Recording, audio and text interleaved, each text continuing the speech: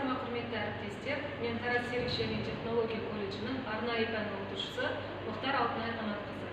Бүгінгі сіздермен таныстыратын жабдығымыз картоп аршығыш машина деп аталады. Жалпы аспазшы күшінің жұмыс уақытын азайту мақсатында және де еңбек өнімділігін арттыру, сонымен қатар жұмыс орындарында жарақаттарды азайту мақсатында машиналар мен механизмдер көптеп қолданылады, яғни механикалық жабдықтар.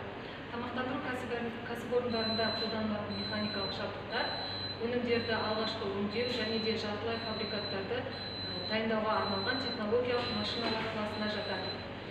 Сонымен қатар осы механикалық жабдықтардың ішінде ең көп қолданылатын, ең көп сұранысқа ие машиналардың бірі осы тамыр жемістілерді, жеміс жидектерді, көкөністердің сыртқы қабықтарын ашуға арналған және де балықтардың қанатшаларынан тазартуға арналған машиналар көптеп қолданылады.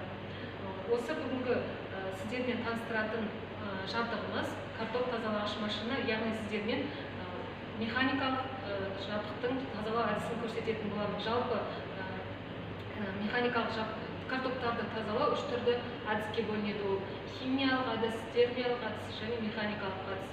Бүгінгі сіздермен танысатынымыз механикалық әдіс болып табылады. Біздің картоп тазалағыш машинамыз жалпы болаттан жасалған, сыртқы қабықшасынан және де ішкі қаңқадан, сыртқы қаңқадан тұрады.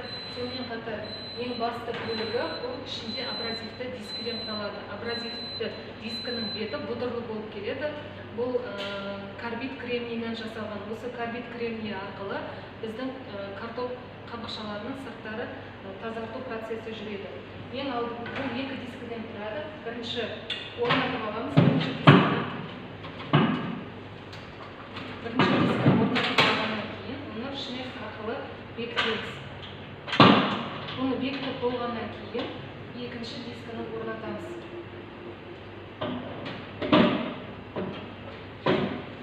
Екінші дискіні орнатып болғаннан кейін қақпағын жабамыз.